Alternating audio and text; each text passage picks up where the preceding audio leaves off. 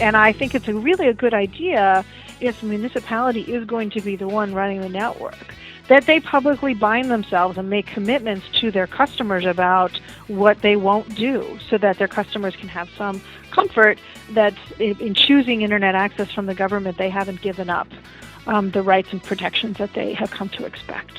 Hello, this is the Community Broadband Bits podcast from the Institute for Local Self-Reliance. I'm Lisa Gonzalez.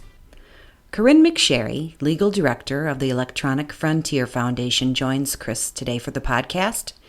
EFF is best known for its work to preserve civil liberties in the digital age. Corinne and Chris discuss some of the unique challenges municipal network providers face, and she offers suggestions to help overcome some of those challenges. As an increasing number of communities invest in broadband infrastructure to improve local connectivity, organizations like EFF can offer guidance on these unfamiliar situations. You can learn more about EFF's work at their website, eff.org. When you're finished listening to the podcast, please take a moment to go to ilsr.org or muninetworks.org and make a quick donation. We enjoy bringing you the podcast each week ad-free, but we can certainly use your support. Now here are Chris and Corinne.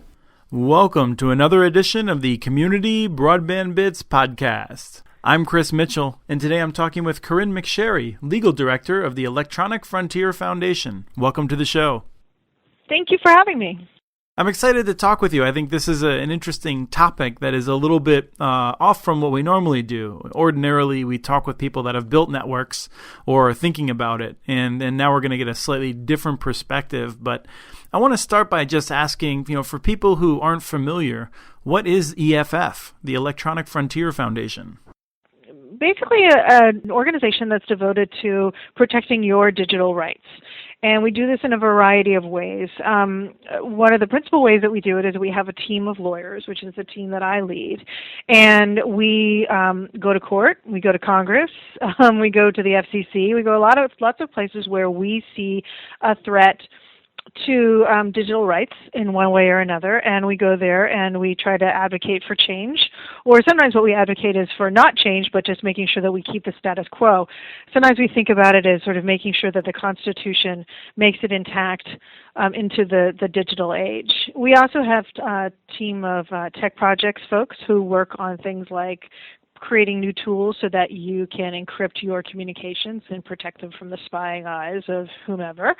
And we also have a group of activists that work very hard on raising public awareness about a variety of digital issues, from privacy rights and the importance of protecting fair use and free speech online. We talk sometimes a lot about net neutrality. We hit a lot of issues that are sort of related to the internet. Basically, if it has to do with the internet, we're worried about it. We're going to be talking about a number of legal issues and municipal networks, but first I just wanted to say that you actually represented a dancing baby in court, and I'm just curious how that went. Yes, that has been one of the longest-running cases I've ever been involved in. And essentially what happened is that my client is a mom, and she captured some video of her kids dancing in the kitchen. It's a 30-second video, and she posted it online so that her mother, who lives across the country, could look at it easily. And she posted it on YouTube. And it turns out that the music the kids were dancing to was Prince's Let's Go Crazy. That's what they liked at that time. And it turns out also that Prince does not like his music being posted online in any form, in any way, ever, even a 29-second video with him just sort of playing in the background on someone's CD player. And so as a result of that, Universal Music Group sent a notice demanding that the video be taken down.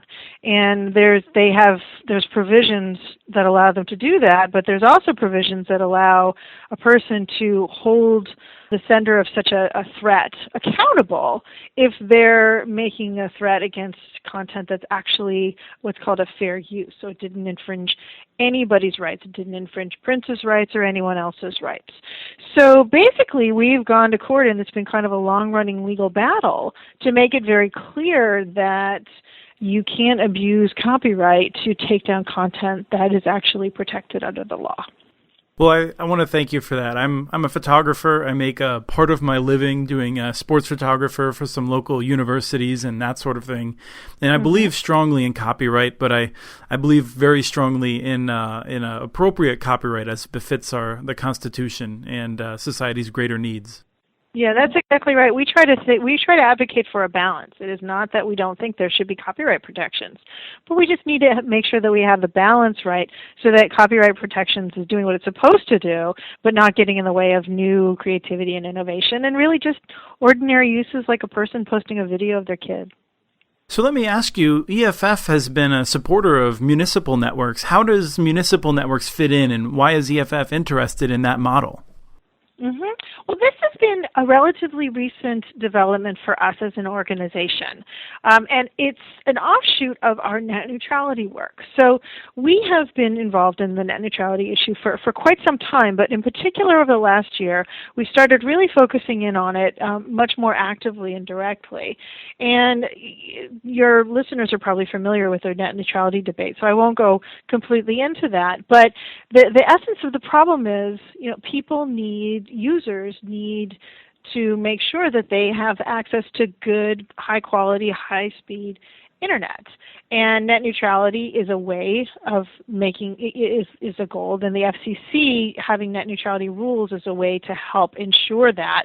But we've always thought that really wasn't the only solution to the problem, and that we as an organization, we're not the kind of place that looks to Washington to fix problems for us, and we don't think a lot of our users and a lot of our members are the kind of people that just want to leave it to the FCC or Congress or the other muckety mucks in Washington to protect our internet. We think that a lot of people want to take matters into their own hands, and we wanted to help support that kind of activity as well. So what we started saying to a lot of folks is that, look, if you care about net neutrality begins at home. And so we started looking at the municipal broadband issue, and people call it many things, community fiber. There's a lot of ways people talk about it, but we saw that there were all these exciting projects where people were sort of protecting internet access and taking ownership of it for themselves via these municipal projects. And we think that's pretty exciting, again, because we think that we shouldn't leave it to the folks in Washington to make sure that we have good access to the internet. We want people to be able to sort of take ownership of that for themselves, and municipal networks was a way to help make that happen. Well, that's very similar to our point of view as well. We love to see power locally. We want to see decisions made locally. We like to see the benefits of these economic activities staying locally in many cases, rather than spending a bunch of money on a bill that ultimately leaves the community. So there's all kinds of benefits from municipal networks, but. Yep. One of the things that I wanted to make sure that we were able to spend a lot of time on is a couple of questions that have popped up from time to time. And so I'm curious to get a straight answer on how, when a municipality operates a fiber optic network and delivers services specifically to residents and businesses, I'm curious if there's different expectations when it comes to freedom of speech protections when it's a public owner of a network versus a private owner of a network. Sure. So that's actually a very important question, and I think it's something that's still kind of evolving, frankly. But there are a whole host of systems in place that govern when a service provider can, for example, reveal identifying information about its customers. And that's sort of the simplest example. So, for example, the government, knows that someone at X IP address is engaging in some kind of conduct that they're investigating. They might go to the ISP and say, "Hey, I need to know the customer information that's associated with this address."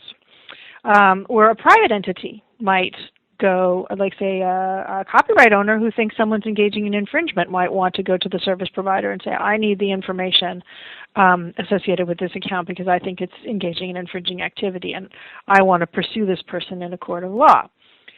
There's a whole set of systems that are in place that allow some protections for the subscribers so that their information isn't just handed over willy-nilly. And we want those protections. Those are important privacy protections, because you don't want to be in a situation where you feel like your ISP is spying on you or helping other people spy on you. It's kind of basic, right? Right. This is what you'll often call the. I'm trying to remember. It's it makes people less inclined to participate in an open society, right? It's That's right. That's right. It impedes what's called your freedom of association. So Right. It's not just your freedom to speak freely, but the First Amendment also protects your ability to associate freely, and it also protects, by the way, your ability to communicate anonymously.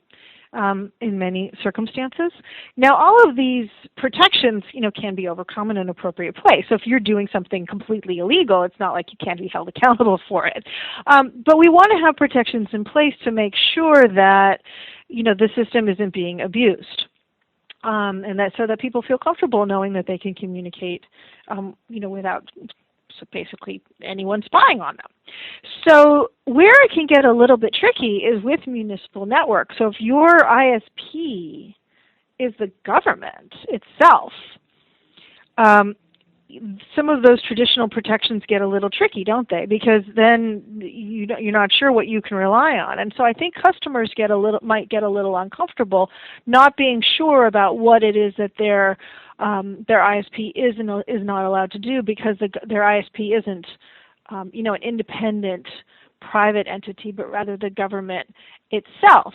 And so one of the things that we've done over the years is we've talked to some municipalities that I probably shouldn't name names, but we've talked to some municipalities and given them some advice about how they can help reassure their customers that they will protect their anonymity and that they, aren't going to be taking steps to spy on them. And I think it's really a good idea, if a municipality is going to be the one running the network, that they publicly bind themselves and make commitments to their customers about what they won't do, so that their customers can have some comfort that in choosing Internet access from the government, they haven't given up the rights and protections that they have come to expect. This must be something that has an analog. I sometimes think, the local government also has a lot of health and human services records on me that maybe the police would want to get. And so I presume that just because some information is held by one part of local government doesn't necessarily make it all that easier. And in fact, in some cases, just in practice, I see that local divisions of government often hate each other more than they dislike anyone else. And so they may be more disinclined to cooperate in some cases. Well, you could have that kind of informal protection, right? Where the agencies right. That would be informal, don't right? play nice. Yeah, I mean, but the thing is that it is true, and I don't want to be a scaremonger or anything, but it is true that one of the things we've learned at the national level is that we don't totally know what the agencies are up to. And they're not completely transparent about what they're up to. And so that is something that is worrisome, and why I think, the key number one is transparency. So the government agency, whether it's big or small, government agencies need to be utterly clear about where they will and will not share information and what they're up to. So that customers have the ability to vote with their wallets if they want to. I mean, if they can. But, this is just what we know, is that, a number of the federal level, the different government agencies were sharing information. Partly in the wake of 9/11, they were under a lot of pressure. Why didn't you share information more? But that can be kind of worrisome if you think like, oh, wait, so the NSA is collecting X kind of information, and then they're handing it over to the FBI, and then the FBI is using that information to do who knows what. That makes a lot of us pretty nervous. And, I don't think municipalities would have any such ill intent. But subscribers, are going to want to know that they're protected against. Right. Well, something that we've tried to be clear about is that we don't think there's any one solution, in the sense that sometimes mega corporations like an AT&T or a Comcast, it seems, are more inclined to cooperate with government when it comes to, perhaps skipping around the side of the Constitution to collect data. And in other cases, big corporations are less likely to cooperate, and they have the legal staffs that can respond to overly broad requests. And so, while in almost every case, I generally think smaller is better and community-sized is better, but we've been candid in admitting that when it comes to a community, if they're being leaned on heavily, they may not have the resources of a Google, for instance, to fight back, and it's a concern. Well, I will tell you, just in case there's any city representatives listening to this podcast, if you feel like you're getting under or unfair pressure, then you should call me, and EFF will try to help. Well, that's excellent. I'm really glad to know that people have that resource, and I hope that that's something that they understand. I'm sure that those who are already members of the American Public Power Association, they have some ways of reaching out, but I also think that it varies from place to place, and I hope that those communities that are building networks will have thought about this ahead of time and have your number on speed dial. There we go. Another thing to think about is that, and we too are very supportive of different kinds of experiments with community fiber and community broadband. And it may be that, a choice might get made by a municipality that they're going to support the infrastructure building, but then they're going to let private companies lease it out on non-discriminatory terms so that you can have competition and so on. And, that the municipality itself, right, the city doesn't want to be in the business of being your ISP. So, it seems to me there are plenty of versions of community networks that don't necessarily raise the same problems. So I think we're talking about a situation when, say, a city is actually the ISP, right? They're the ones who are offering the service to subscribers. So they have subscribers, direct customers, I suppose, directly, as opposed to when the city is just having a private ISP do so.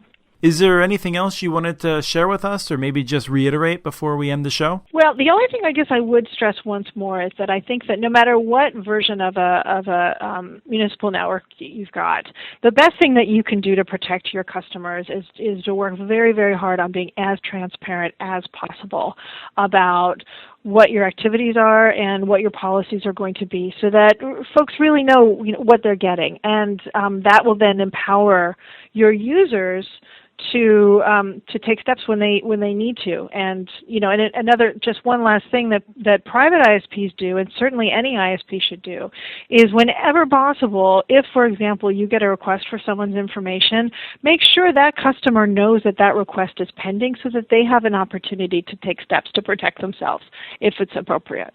Excellent. And I think transparency is one of the reasons that we actually like municipal networks. So I wholeheartedly agree with you in the call for as much transparency as possible. Thank you for coming on the show.